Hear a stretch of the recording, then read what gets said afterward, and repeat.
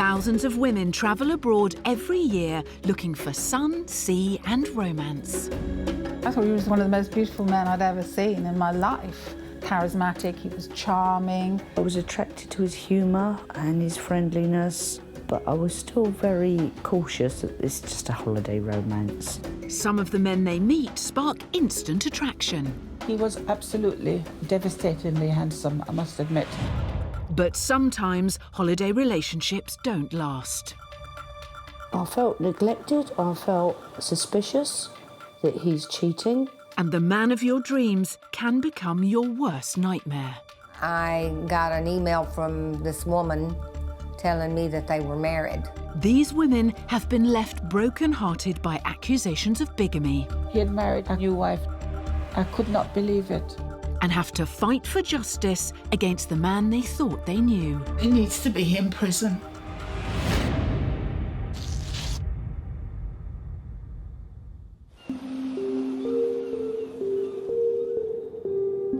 In southeast England, music promoter Kim is watching her wedding video with friend Nicola.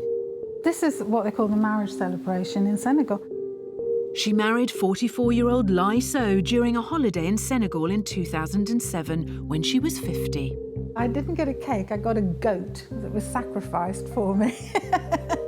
When Kim was introduced to musician Lai in the UK earlier that year, her attraction to him was instant.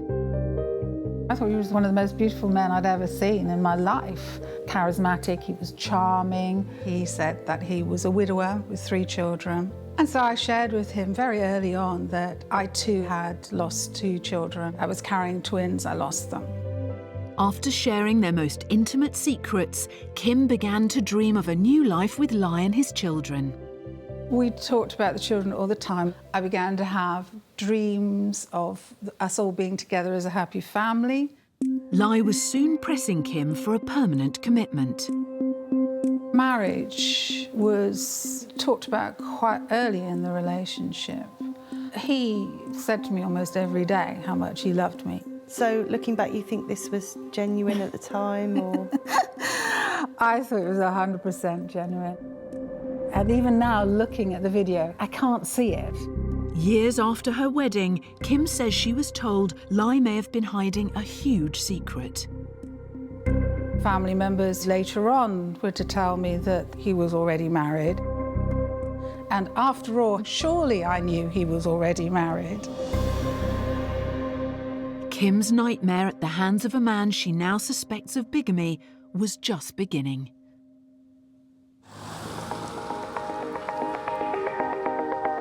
Personal assistant Dee was on holiday in Sousse, Tunisia, in the year 2000, recovering from the breakdown of her previous marriage. I was really distraught. And my cousin Cynthia said, let's go on holiday to Tunisia just to have a break. While relaxing in the port, she met a dashing student called Ahmed. I've actually got 2 photos here of when Ahmed and I first met. He was absolutely devastatingly handsome, I must admit. He was very charming, and he was tall as well. When you get a compliment or someone takes an interest in you when you're in this vulnerable place, you don't sort of think they're trying to scam you. Dee stayed in contact with Ahmed after returning to her home in Bedfordshire, and their affection for one another grew into a relationship. I thought, you know, we suited each other. He did make me laugh. I found him quite funny at times, and he liked my cooking. After several holidays to visit Ahmed in Sousse, Dee married him in a Tunisian civil ceremony in 2003.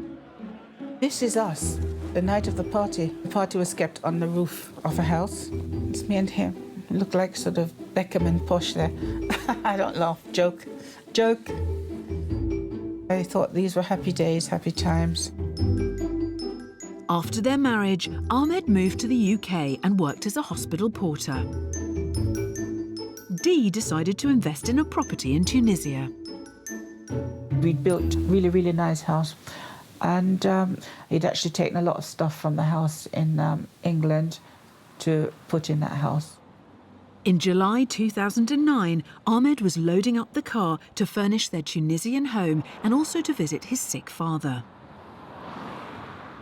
This is the lay-by where Ahmed pulled into on the morning when he left to go to Tunisia. The car was laden and he couldn't go up the hill again. So he phoned me at home and asked me to bring his wedding ring. I came down here with the wedding ring to give to Ahmed, not knowing that Ahmed was going to use the ring for his marriage 11 days later to a Tunisian woman.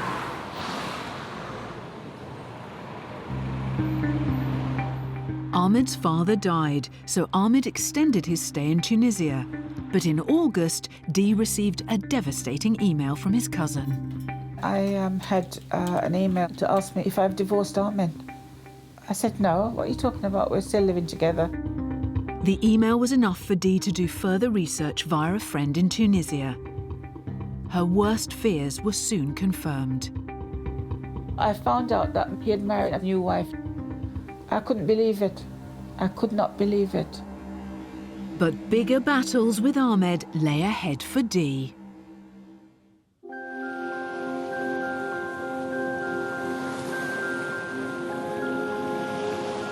In Bournemouth, care worker Julie is reminiscing with her friend Ben about her 2007 holiday to the Gambia, West Africa. Why did you start to like Lamin? He was a gentleman, wasn't he? He carried all my bags, my water. During her holiday, Julie, who was 45 at the time, met 30-year-old Lamin. He was very physically attractive, athletic, I thought very handsome. I was attracted to his humour and his friendliness, but I was still very cautious that it's just a holiday romance. After 3 failed marriages, Julie admits she was susceptible to Lamin's charm. I was quite vulnerable, I was getting old. He made me feel like I was unique. Julie returned to Bournemouth, but Lamin remained in contact. I thought maybe this is the man for me for the rest of my life. And I thought I can improve his life and his situation. 12 months later, in November 2008, Julie booked another holiday to marry Lamin in a Gambian registry office. It wasn't the wedding Julie had hoped for. Before the wedding, a woman said, "Have you got a dress?" I said, "Yes, I have." "Why?" She opened a filing cabinet and she said, "I've got a dress here, rent a dress, one size fits all." I said, "You're kidding me." And there's people in a queue waiting to get married after you. Julie and Lamin tied the knot, but their romance didn't last long. We spent the whole of our honeymoon filling visa forms in. The whole honeymoon was destroyed. That little nagging thing in my head that was saying, are you doing the right thing or not? I wish I'd listened to it now. Lamin came to the UK in 2008 and told Julie he'd find work as a builder. But his efforts at assembling Julie's shed cast some doubt on his construction qualifications. He said he'd build it, but it's not right. It's upside down, partly. There's gaps here, that's hanging off. The roof is just rotting. The window's not right and hanging off, and all the floor's not done. What a mess. Just a bit like our relationship was. It's a memento of what I married and what I've been left with. As they tried to build a life together in the UK, it wasn't just Lamin's DIY skills that left Julie disappointed. He's going out with his friends, drinking. I felt neglected, I felt suspicious that he's cheating. The growing crime known as romance fraud is a global concern. In Goliad, Texas, 66-year-old Linda's story began in 2011 when Larry, her husband of 21 years, passed away. He was my soulmate. We thought we'd just grow old and die together, but it didn't happen that way. He wanted me to move on with my life, and he said, I want you to meet a really Christian, good man and remarry. To help her get over her loss, Linda's daughters suggested internet dating. By July 2012, she found herself in an online relationship with a 56-year-old man called Steve Charway. He ticked all the right boxes for a vulnerable widow. He was gentle, he was kind and caring, and he tells me, far in distance, but near in heart, you'll always be my angel to my heart. He made me feel a little young again. I think she was very naive to the internet. Her and her husband had been together for so long. When she lost him, she lost a lot. Steve told Linda that he worked in investments and was often based in Ghana, West Africa. He could explain everything away. He always was able to make you feel like it was okay, and he just had a way. He just knew how to do it. It wasn't long before Steve offered a long-term commitment to end Linda's loneliness. He had asked me to be his wife, and we were going to be married. I decided I was going to go to Ghana. We would be married there, and then we would come back here.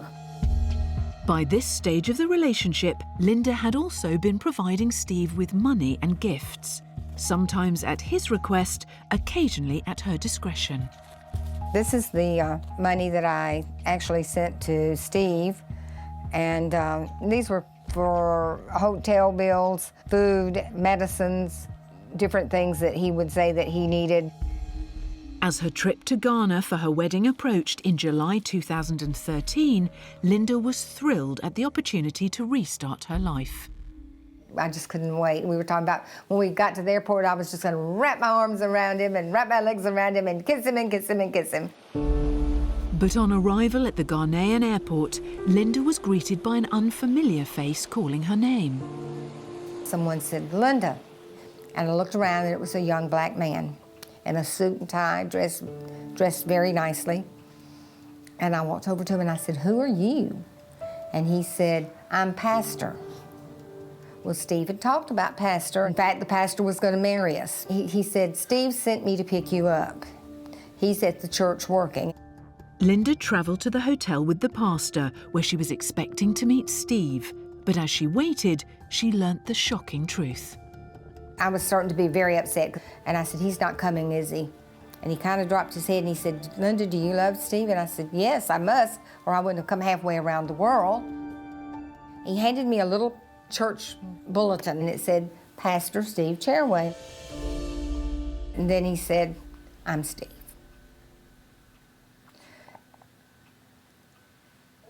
I fell apart, totally fell apart. I mean, he said, "I'm still the same man inside, even though my skin is black." And he said, "Everything I've told you for the last year has been a lie. But now I'm going to tell you the truth. I truly love you, and I want us to be married." The picture Linda was originally sent was of an unknown man. We've been unable to identify or trace him, but there is no suggestion he was in any way aware that his photograph was being used by Steve. This photograph also appears on a lot of other websites. The way Steve used his charm to win Linda around is typical of the men we are featuring in this programme. Each victim has a story to tell on just how charismatic their ex-partners could be. We must go to some sort of charm school to learn all the things that would make somebody who has a very low self-esteem feel really, really good about themselves. He was compassionate and kind and gentle, and he started telling me how much he loved me, and he would tell me how much God loved me, and he would say, "You're in my prayers." When I met Lamin, he promised me that he'd be there till the end of my days. "I'll look after you," he said.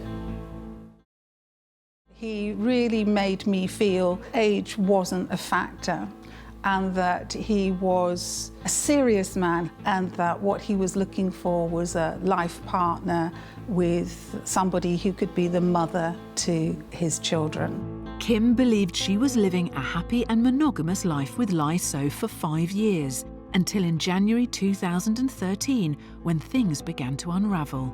Musician Lai, then 49, was in Senegal making preparations for his children to move to the UK, into a house Kim had bought for them all to live in. Suddenly I get this phone call. I've lost my credit cards. I can't pay the school fees. I need some money. So I sent over all the money that I had at that time on me. Around this time, Kim noticed Lai had removed his property from her house. He had taken all of his smart suits, winter clothes, etc. And suddenly I realised he had gone. Kim used social media to notify her friends and contacts of Lai's unexpected departure. This is when all hell broke loose. Suddenly I had loads of women contacting me. Kim was inundated with women making claims about Lai. She says she was sent photos of one of the women she was being told Lai was married to. Suddenly I was being sent pictures of his wife in the house, pictures of the children cuddled up on the wife. Kim was receiving repeated allegations about her husband. I still to this day don't know how many children he's got. I'd learnt about 5 wives. I could not move. I was rigid in trauma. As the allegations came thick and fast, Kim didn't know what to believe. She struggled to cope, and the toll on her led to a near-fatal accident. I actually drank a bottle of vodka, staggered up the stairs, and I ended up falling down there. And I still to this day don't know how I didn't kill myself. And actually, I didn't even care whether I lived or died at that point.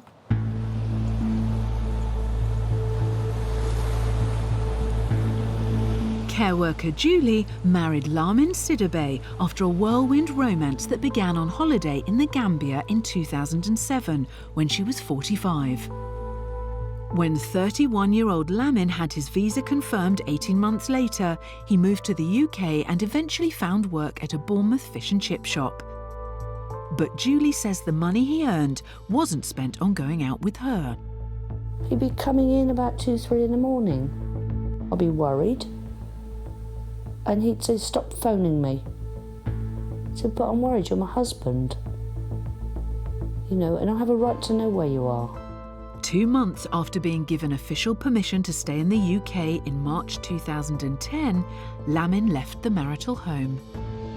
He came home with a bunch of flowers and said, I'm leaving. I said, pack your bags now.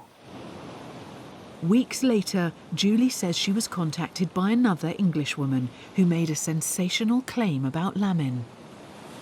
My marriage might not have been legal. She told me that they were married. She said, I tried to get him a visa so many times, it was refused. So he hit the jackpot with me because I had a house, a job, I could afford to keep him. We have tried to contact the woman who claimed to be married to Lamin, but she did not respond to our request. Julie remains unsure if this allegation made in the phone call was true. But her nightmare with Lamin is not over. He still lives in Bournemouth. I hate it when I bump into him and I see that he's just getting on with life. Julie now wonders about the real reason Lamin entered a relationship with her. The only thing he came for was a visa, passport, have a better life than he had there. It was his escape. But he's got what he wanted, but it wasn't me.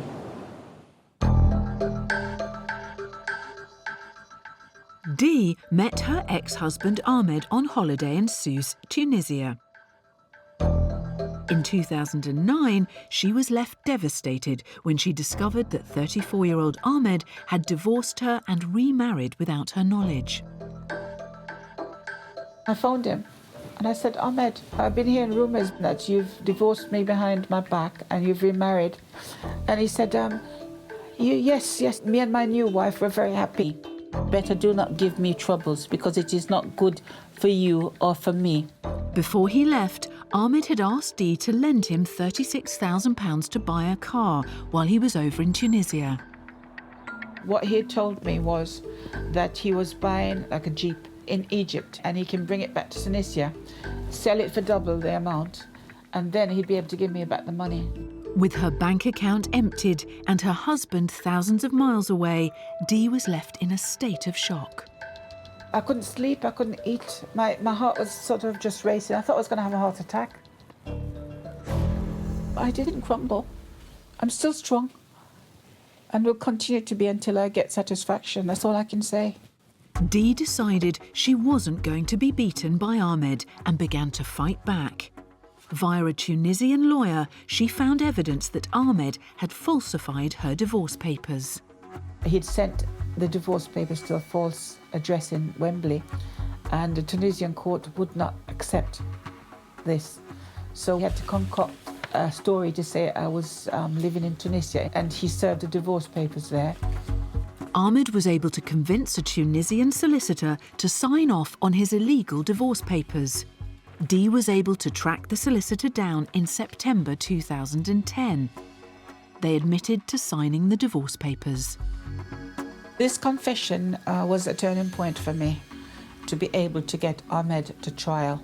She said she spoke to a lady with an English-sounding voice in London. So obviously Ahmed had got someone to impersonate me. Dee was able to prove in Tunisian court that Ahmed had divorced her illegally and that he'd taken thousands of pounds from her by deception. After Ahmed failed in his appeal to the court, they issued a stern punishment.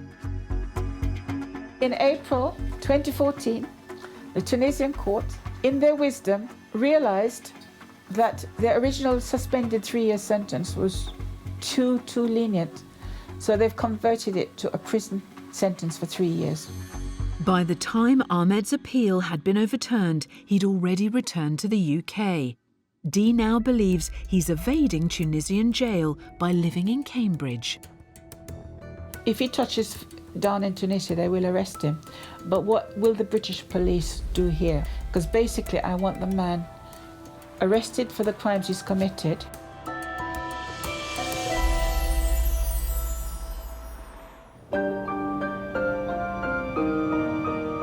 In 2013, music promoter Kim was preparing her home in the UK for her Senegalese partner Lai and his children.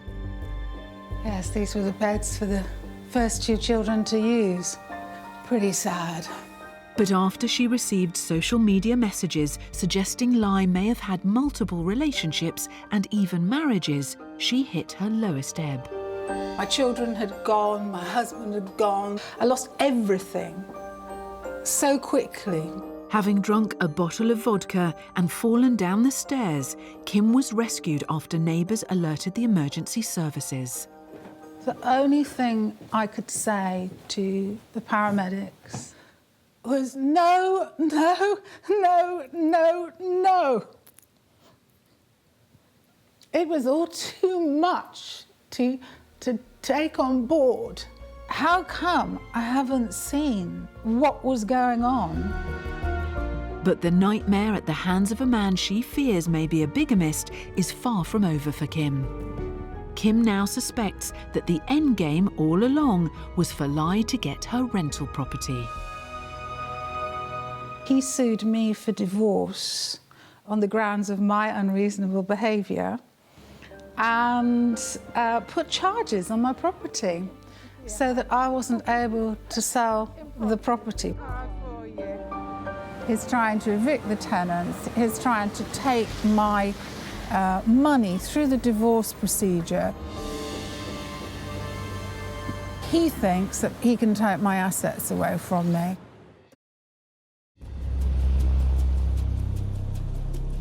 Kim is fighting to keep her property out of the hands of her love rat husband Lai.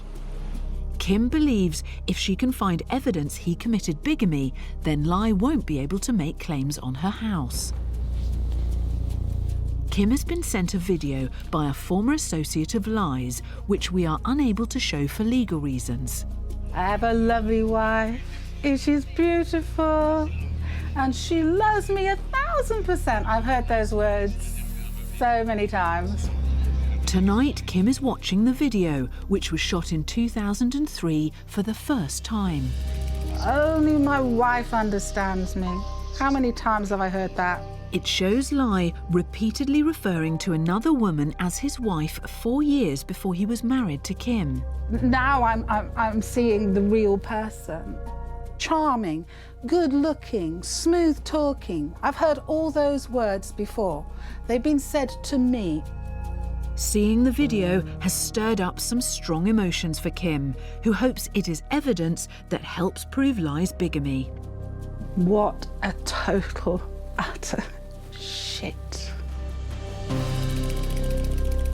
I am so angry. I am so... I have no words. I am so angry.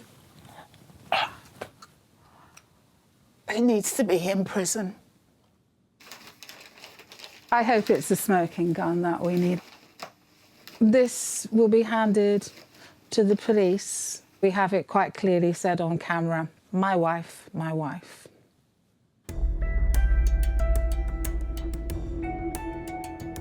American Linda was on holiday in Ghana in July 2013 to meet the man of her dreams, 47-year-old Steve Charway. But it turned out the man 66-year-old Linda had been sending thousands of dollars to wasn't the middle-aged white man she'd seen online, but a young black man. I looked in his eyes and he said, I'm the same person. My skin color is black, but I'm the same person inside. The shock left Linda reeling. It was horrible. I was blown completely apart. My heart was broken.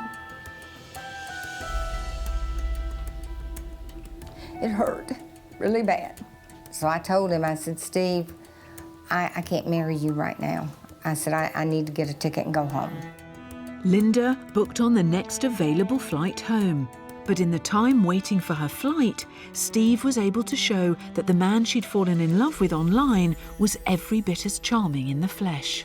I had to wait 4 days. Well, during that time, he was very, very sweet and gentle and kind and good, and I was falling more in love with him, actually, and I began to regret the fact that I had changed my ticket to come home.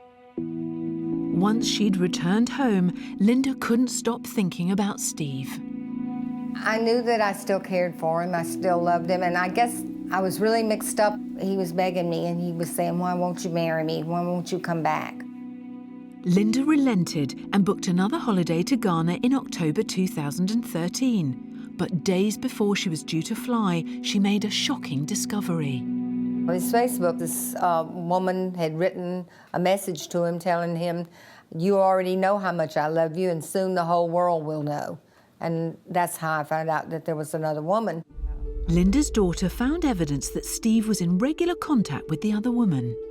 My daughter discovered this woman had, on her Facebook, had all these pictures of him and everything and confessing all her love for him and all. Linda cancelled her holiday to Ghana. She believes Steve has since married the other woman and is now living in the UK. I never heard from him again, and then I got an email from this woman telling me that they were married. So I was crushed. I mean, I was really crushed. After investing thousands of dollars in the relationship, Linda felt great shame that she'd been duped. She was offered no support from some of her neighbours in Texas. Some of my neighbors were not very happy with the fact that I had gone the first time, and they were making some negative comments to me, but it made me feel like that I couldn't share my experience and I was suffering. I felt like I'd done something horribly wrong. I felt like I had let my husband down, Larry. I couldn't face people. The suffering and doubt that holiday love rats leave behind is something all of our women have struggled with. Those feelings have come on. How did I fall for this? I've been taken for an idiot. But it can happen to anybody. I lost all faith in myself. I lost faith in my judgments. I even thought about ending it all. This would be a simple way of getting out of this situation. It take a very special man for me to trust again. But it would be a man that would understand where I'm coming from, that I've been hurt emotionally, financially, in every way. I doubt I'll ever have a relationship because of this, because as soon as I meet somebody, I start to question, is it real? I I have absolutely no trust of anybody anymore.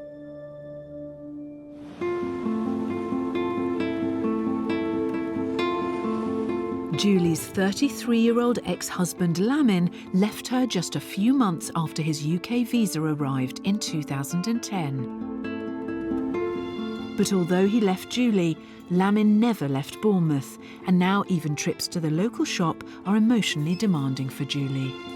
Every time I see dreadlocks, I double take just in case it's him. I saw Lamin at the petrol station the other day, did not acknowledge me, drove off. I saw him at Bournemouth Hospital many times and he just totally blanked me. If I had the chance to speak to him, I would say, you are one horrible, nasty, cold-hearted user. Makes me feel really angry. Wherever she goes, Julie is wary Lamin could be nearby, and every street is paved with memories. Toby Carvery, we used to like going there. That's where the upside-down shed came from. It's horrible living in the same town as him, because you never know where you're going to go, where you're going to bump into him. I went past there one day, and I saw him outside there chatting up a girl, a blonde. He's just living the dream. As she struggles to put the relationship behind her, care worker Julie is being treated for depression. When it comes to my love life, I'm rubbish. When people tell me, don't do this, don't do that, Julie, you're making a mistake, I'm just like, oh, shut up, I'm going to do what I want to do. I'm a bit stubborn. And I thought, with Lamin, I'll prove everybody wrong and it's going to work. But I regret it big time now. I feel stupid. I want some kind of closure, I guess. After her ex-husband Ahmed was sentenced to 3 years imprisonment in Tunisia, Dee thought he'd be deported. But unless the British police arrest Ahmed following an extradition request from Tunisia, he will remain living in the UK and evading Tunisian jail. Dee's sense of injustice has led her to set up a campaign and support group. Setting up immigration marriage fraud has given me a new focus and a new channel, not only to help people, but to work off my stress. And I find you get satisfaction in people feeding back to you and say, thank you, I didn't know that there was such an organisation like yours. Dee is also campaigning for the government to help people involved in immigration marriage fraud. Many of these fraudsters are just laughing at the British people because our loopholes are there. They know what they call the long game and they will wait. And as soon as they get their visas, some of them within even 1 day of getting their visas, will walk away from the marriage. Dee believes she is providing a vital service. These people are just devastated, really, as we all have been. And the good thing is that they're able to identify with you because you've been through a similar process. We have sent all Dee's allegations to Ahmed, but he has not responded.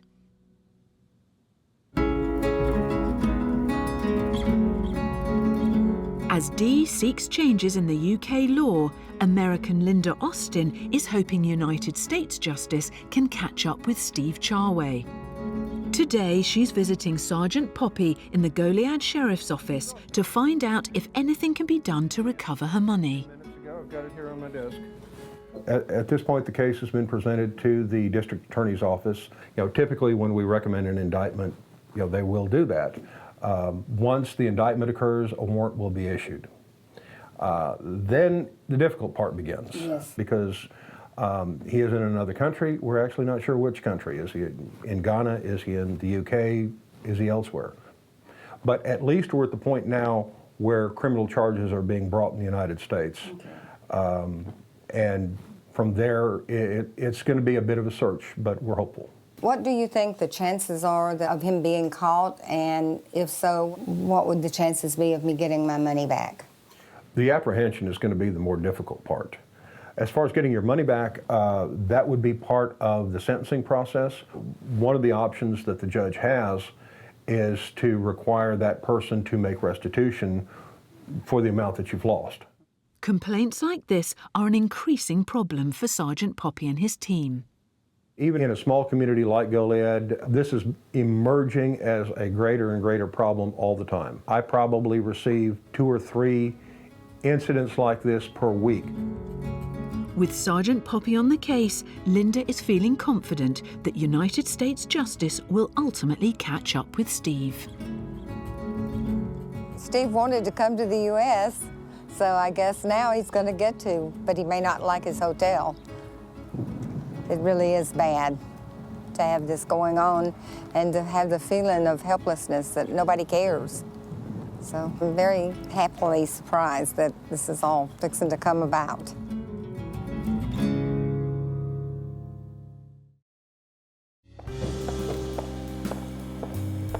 Julie has struggled emotionally since ex-husband Lamin left her weeks after his UK visa was confirmed.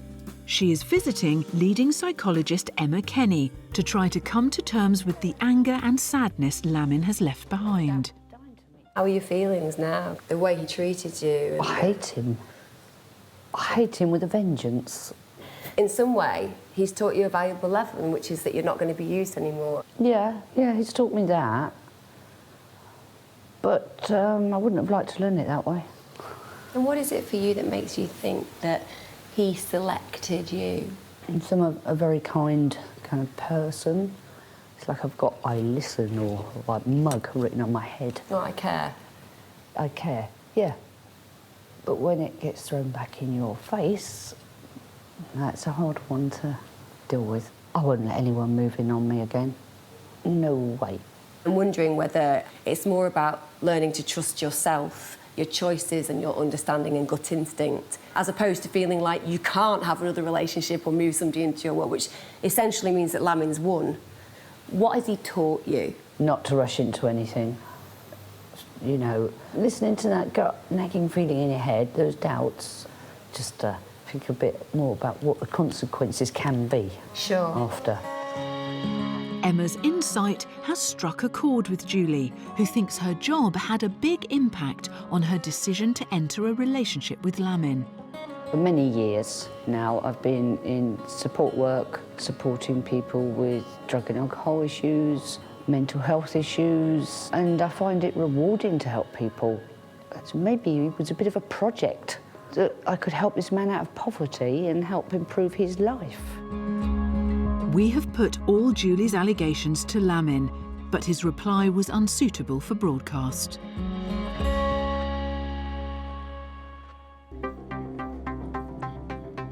Kim thinks she may be married to a bigamist who is attempting to claim her property via the divorce courts.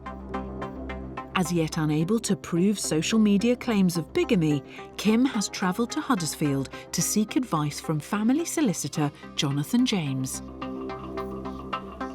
I'm hoping that he's going to be able to give his expert eye as to which way we should be attacking this. If Kim can prove musician Lai married her bigamously, she will not have to go through a complicated divorce battle. We try to keep it as simple as we possibly can. So what I'm looking for in any particular case of this nature is, can I show on the documents there was a valid previous marriage? If you can show that, even out of a set of 4 other potential marriages, you stick with that one. Because that one can be the killer punch that ends the case. Yeah.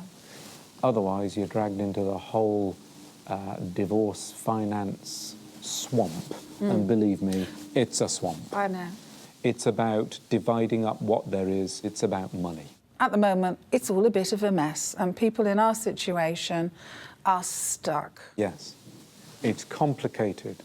It's drawn out. And because a lot of it is in your hands as a private individual, the risk is that it gets really very expensive. Yes.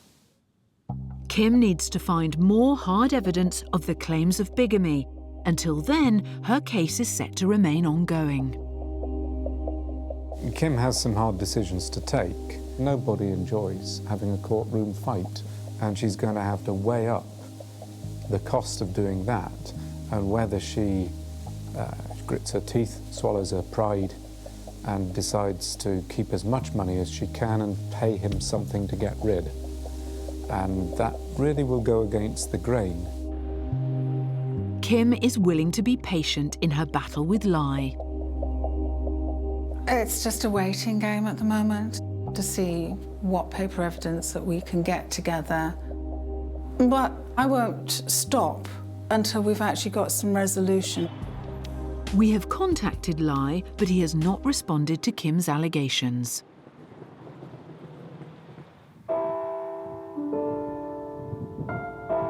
In Texas, Linda has become a recluse due to the embarrassment of being scammed by Ghanaian Steve Charway after her husband Larry passed away. She is meeting close friend Dolores at her local church to tell her for the first time the extent of the scam she was involved in. As you know, I went to Ghana and I was scammed. You know that much. I talked to this man for over a year and I loved him, and then he took off with another woman. I can't believe it. I just can't believe it. And that's why I've been out of sight from everybody. I was ashamed. And it hurt. So everything he told you was a lie? Yeah. I'm so sorry. I was lonely. I just needed somebody to love me. I see how something like this could happen very easily. Even though you and I both knew our husbands were not going to be with us much longer, you think you're prepared, but the rug just comes out from under you. I'm very happy that I know the truth. And if you need someone to talk to. I know. You're a good friend. And so are you. It's been difficult for Linda to tell her story, but it's the first step to moving on with her life. Steve Charway admits to having an affair with Linda, but says there was a second man who disappeared just before Linda's arrival in Ghana. Steve says he gave $800 of Linda's money to his church. As they all attempt to rebuild their lives, each woman has come to their own conclusion about the overseas charmer they fell for. I don't believe my husband ever loved me for a moment. He loved what I could provide for him. I was a means to an end. I was an opportunity. I was a target. I don't cry about lambing anymore. I feel I'm not going to let that happen to me ever again.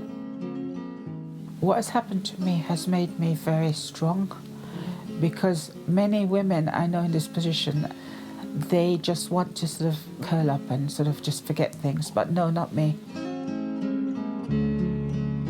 They don't love you, they don't care about you. All they care about is getting that money. I just wish my husband was back. If he was here, none of this would have ever happened.